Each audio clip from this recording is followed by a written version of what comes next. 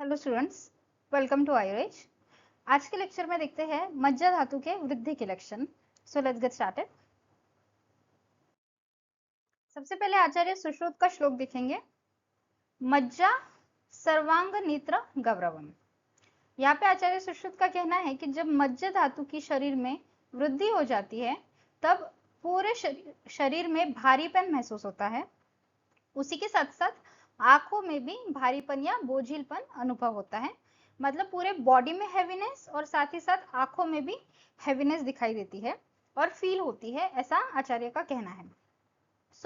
इस चीज को हम समझ सकते हैं कि मज्जा धातु का जो स्वभावतः गुण होता है वो मज्जा धातु स्निग्ध स्वभाव का होता है, साथ ही साथ गुरु और स्थिर स्वभाव का होता है। ये हमने इससे पहले देख लिया है। और जब मज्जा धातु की वृद्धि हो जाएगी तो बेसिक सी बात है कि उसके सारे गुणों की भी वृद्धि हो जाएगी, जैसे कि स्निग्धता, गुरुता और स्थिरता। इन गुणों की वृद्धि हो जाने के कारण क्या होता है, शरीर में भारीपन महसूस होता है और उसी के साथ साथ आंखों में भी भारीपन महसूस होता है। यहाँ पे सिर्फ आंखों की बात क्यों की गई है, बिकॉज हमें पता है कि मज्जा धातु का डायरेक्ट कोरिलेशन या इनडायरेक्ट कोरिलेशन आंखों के मल से है। ये हमने हमारे मज्जा धातु पार्ट 1 लेक्चर में देख लिया था। तो उस कारण से यहाँ पे आंखों की स्पेसिफिकली बात हो रही है कि पूरे शरीर में तो वृद्धि होती है बट आंखों में भी वृद्धि देखने को मिलती है और भारीपन देखने को मिलता है। इसीलिए इसकी वृद्धि से शरीर में गुरुत्व एवं आलस्य जैसे लक्षण दिखते हैं, बिकॉज उसके गुणों की यहाँ पे वृद्धि हो रही है। यहाँ पे हम इसे समझ सकते हैं, bone marrow contains adipose tissues.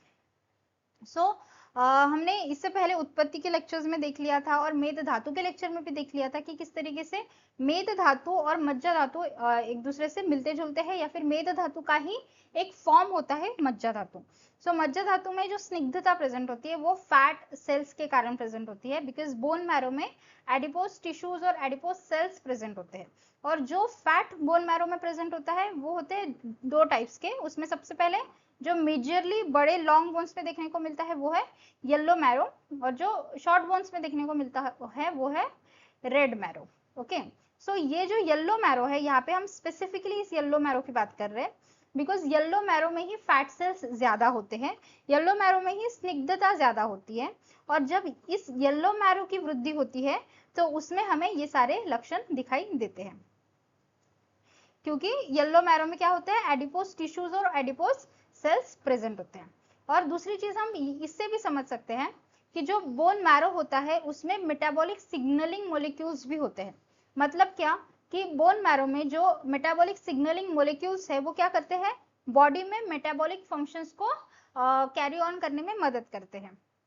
But जब बोन मैरो की वृद्धि हो जाएगी तो ये इन मेटाबॉलिक सिग्नलिंग जो मोलिक्यूल्स है इनमें भी इम्बैलेंस आ जाएगा, जिस कारण से मेटाबॉलिज्म प्रॉपरली हो नहीं पाएगा और जिससे कि फैट का प्रॉपरली डाइजेशन यहाँ पे हो नहीं रहा है। और एक्सेस मैरो फैट होने के कारण क्या होता है, रिड्यूस्ड एक्टिविटी हो जाती है, मतलब शरीर में भारीपन आके जो शरीर की क्रियाएं है वो कम हो जाती है, मोटापा मतलब ओबेसिटी आ जाती है, और इन्फ्लामेटरी मेटाबॉलिक स्टेट ये डेवलप हो जाता है। ये सारी चीजें क्यों हो रही है, बिकॉज जो बोन मैरो में जो फैट है वो बढ़ गया है और उस फैट का प्रॉपरली डाइजेशन नहीं हो रहा है। दैट्स वाई हमें ये सारे लक्षण दिखाई देते हैं।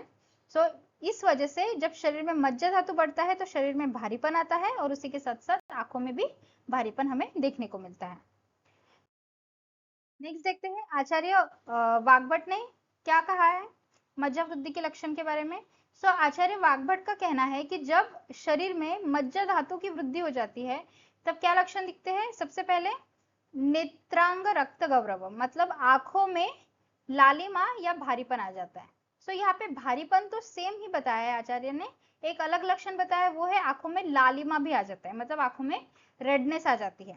उसके बाद पूरे शरीर में भारीपन महसूस होता है और जोड़ों में भी गहरी जड़ वाली सूजन या पीड़ा युक्त गांठें उत्पन्न होती।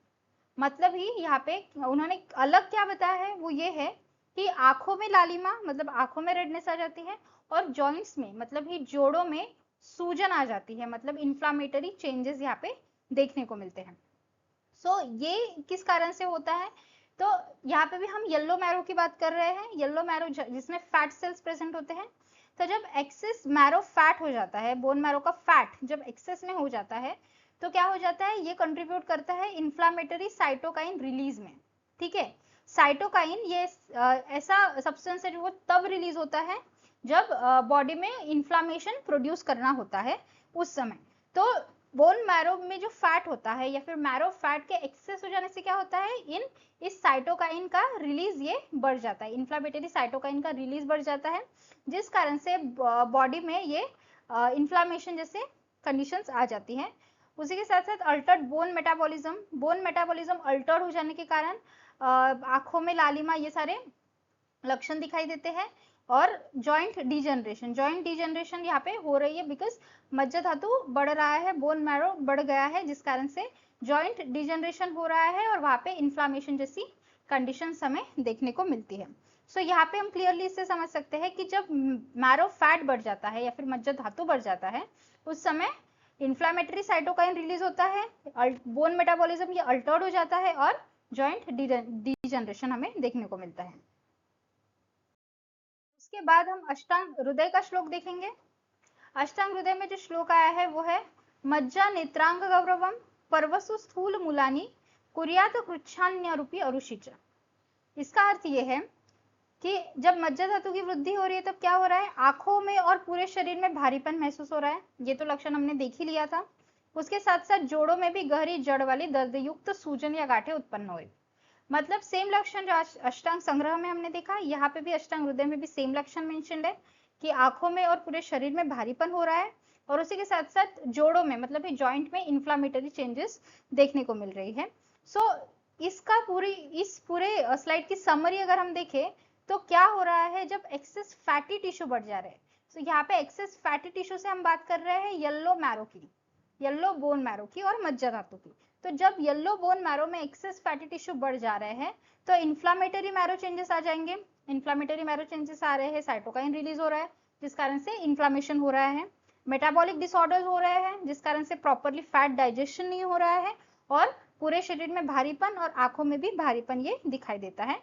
इस कारण से क्या हो रहा है, बॉडी हैवीनेस, जॉइंट इन्फ्लामेशन और पेनफुल डीप स्वेलिंग ये लक्षण हमें देखने को मिलते हैं। So that's all for today's lecture.